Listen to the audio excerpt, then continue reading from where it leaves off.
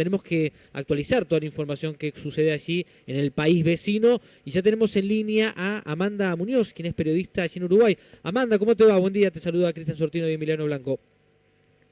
Hola, ¿cómo están? Bien. Bueno, es así, Uruguay ya acordó la compra de más vacunas. Queríamos saber cómo está el estatus sanitario por allá y cómo vienen con la progresión de la vacunación y qué grupos se están realizando. Bien, mira, todavía estamos un poquito... Bien, a ver, ahí la hemos perdido un poco a Amanda. Ah, A ver, ahora sí te tenemos, Amanda. No, la Bien, sí, se está entrecortando. Ahí vamos a tratar de mejorar la comunicación. Es una realidad lo que decías, Cristian, de Uruguay, que además hay, el presidente de la Sociedad Uruguaya de Medicina Intensiva dijo que en marzo puede colapsar las terapias intensivas de Uruguay. Esto uno lo debería tomar con pinzas y con este pensamiento, ¿no? Que en Uruguay hubieron muy pocos casos de coronavirus cuando el resto de Latinoamérica estaba en algunos puntos el sistema sanitario colapsado.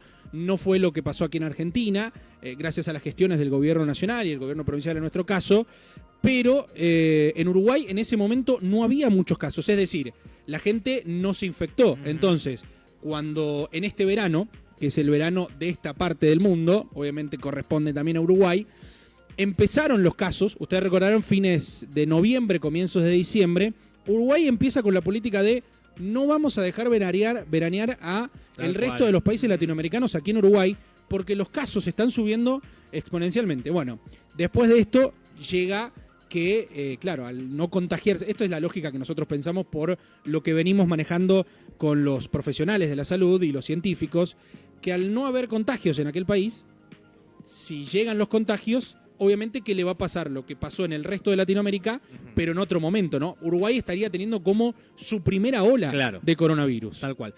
Tengamos en cuenta que esta tablita de clasificación de posiciones de las que hablábamos cuando comparábamos Argentina con Chile, que hubo como una disputa quizás más periodística que una cuestión política. Uruguay, tal como decís, casi que no tenía contagios, no tenía casos, en contrapartida contra Perú, Ecuador, Colombia, que tuvieron una ola muy avanzada a partir ya de abril. Argentina la ola la pudo aguantar y los picos de contagio los tuvo recién promediando el año, a mitad de año. Amanda, te tenemos en línea. Hola, sí, bueno, después del desperfecto técnico. No hay problema. Bueno, es así. Sí, les decía que en realidad Uruguay sino que el anuncio concreto en sí llegó por primera vez el viernes, las vacunas no han llegado todavía. Estamos un poco más atrasados que ustedes. Lo que había pasado fue que Uruguay se había jugado a la compra a través del mecanismo COVAX, que es el mecanismo de compra conjunta de la Organización Panamericana de la Salud, y eso está totalmente demorado porque las farmacéuticas no han priorizado el mecanismo como preveía la OPS que iba a pasar.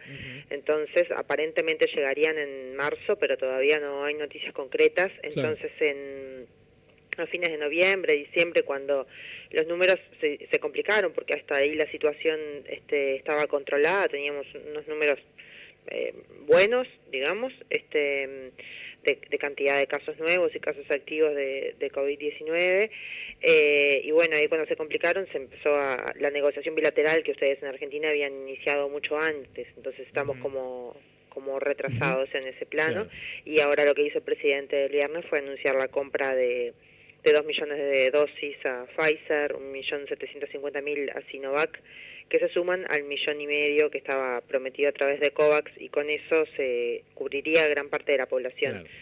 Las primeras dosis llegarían, las de Pfizer, 200.000, y 200.000 de Sinovac llegarían a fines de febrero, principios de marzo, y los grupos prioritarios, en primer lugar, es el personal de la salud, específicamente los quienes trabajan en centros de terapia intensiva, y adultos mayores, adultos que viven en residencias, en establecimientos de larga estadía. La tercera prioridad, el tercer lugar, lo tiene el personal de la educación, como para que puedan empezar las clases con normalidad.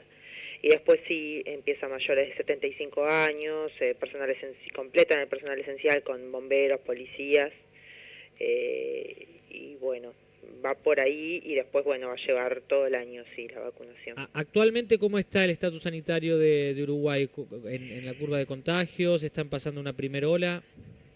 Sí, lo que se habló fue que la primera ola llegó recién ahí en diciembre, los números empezaron a complicar en noviembre, más que nada con repercusiones, o sea, no está claro establecer las causas, no es tan lineal, ¿no? Pero se dice que a partir del movimiento de fines de septiembre, cuando fueron las elecciones departamentales, que hubo mucho movimiento, no solo por la votación, sino por días previos con actos políticos y posteriores, en la espera de resultados y festejos. Ahí se empezaron a complicar los números y las cosas ahí sí realmente se fueron por primera vez de las manos, con un índice de reproducción cada 12 días, como tuvimos en diciembre, o sea, los casos se duplicaban cada 12 días en ese momento. Y ahí el 16 de diciembre se empezaron a aplicar una serie de medidas, entre ellos el anuncio de que a partir del 21 se restringía el ingreso de personas del exterior, claro, cosa que sigue vigente todavía, restricciones a la movilidad, no fuertes, pero bueno, sí, o del derecho de reunión, por ejemplo, con limitaciones en ese sentido, una invitación, digamos, porque no es una obligatoriedad, pero bueno, a hacer más teletrabajo que a trabajar presencialmente. Entonces, con eso, con el miedo de la gente y con el acatamiento también, se logró bajar los casos. Ahora, esta duplicación que yo decía de cantidad de casos está en creo que están 37 días, están 30 y pico de días, entonces estamos un poco más tranquilos, digamos. También estaban en más de 100 los casos, que para ustedes eran números irrisorios, pero para nosotros no lo son, de más de 100 casos por día de personas en centros de terapia intensiva, y ahora, bueno, bajaron un poquito esos números, bajó el número diario, entonces un poco se está expectante en qué pasará con el retorno de quienes están de vacaciones. Claro, claro. Porque Montevideo estaba más prendido fuego, digamos, y ahora eso se diluyó un poco hacia el este, que son los departamentos costeros, y esos departamentos tienen más casos. Pero bueno, es la vuelta a Montevideo, la vuelta al trabajo, la circulación, Amanda, el comienzo de escuelas. Yo quiero preguntarte por los dichos de Julio Pontet, quien es el presidente de la Sociedad Uruguaya de Medicina Intensiva, con respecto a lo que dijo de que en marzo puede colapsar las terapias intensivas en Uruguay. ¿Esto es realmente así? Porque es la noticia que nos llega a nosotros. Sí, él lo dijo eso hace ya algunos días, y con los datos que se tenían, con estos datos que nos preocupaban mucho de fines de diciembre y principios de enero. Ahora, en la medida en que los números se aplacaron un poco, bueno, eso, se está pudiendo respirar un poco más, y sí, se está trabajando por primera vez en un plan concreto de capacitación a personal de la salud que no esté formado en terapia intensiva para que trabaje en estos centros. Eso en estos días provocó un poco de ruido y un poco de molestia de la propia Sociedad Uruguaya de Medicina Intensiva, también de los gremios de la salud y de la cátedra de Medicina Intensiva de Facultad de Medicina, porque el prestador público, que es ACE, la Administración de los Servicios de Salud del Estado, lanzó como una convocatoria a médicos para formar en instancias teóricas y prácticas, decían ellos, y esa formación no había pasado ni por la cátedra ni por la Sociedad Científica de Medicina Intensiva. Entonces hubo una reunión el lunes y bueno, se acordó trabajar conjuntamente un plan de capacitación, pero bueno, fue como poner los bueyes por delante de la carreta eso, y provocó mucha molestia porque que los formadores de profesionales no estuvieran involucrados, bueno, eso generó una molestia importante.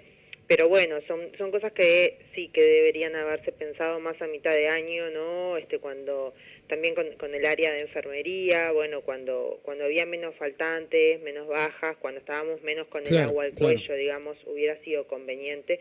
Y bueno, se está pensando ahora en eso, con esa perspectiva, pero todo el mundo confía en que no va a llegar, o sea, los números no crecieron a ese ritmo. Lo que sí es está el peligro, porque donde se retome la actividad con todo esto que yo te decía de la vuelta de las vacaciones, no partimos ya del piso de 200 casos diarios que teníamos a principios de noviembre, sino que partimos de un escenario de 800 casos diarios, que para Uruguay es un montón, y nos hace estar en la escala entre anaranjado y rojo del índice de P7 de la escala de Harvard. No sé si ustedes se manejan también con la escala de Harvard. Ahí está. Amanda, respecto a la temporada turística, principalmente en Punta del Este, ¿cómo lo están manejando, teniendo en cuenta que habían cerrado fronteras y no dejaban ingresar a turistas del extranjero? Sí, bueno, ingresaron muchos argentinos que sí tenían residencia en Punta del Este, que sí tenían residencia en el país y pudieron ingresar antes del 21. Hubo un margen de unos cuantos días ahí como para que ingresaran, de una semana más o menos ahí en diciembre, y sí, no, pero después es una temporada flaquísima con algo sí de turismo interno, pero menos que el que se pensaba. Claro. El sector turístico, así como el de la cultura, son de los más resentidos. Tal cual. Amanda, te agradecemos la comunicación y bueno, te estaremos molestando para seguir actualizando la información de cómo se dé esta situación sanitaria por COVID-19 en Uruguay. Muchas gracias. Bien, muy bien. Bueno, muchas gracias. Saludos, gracias.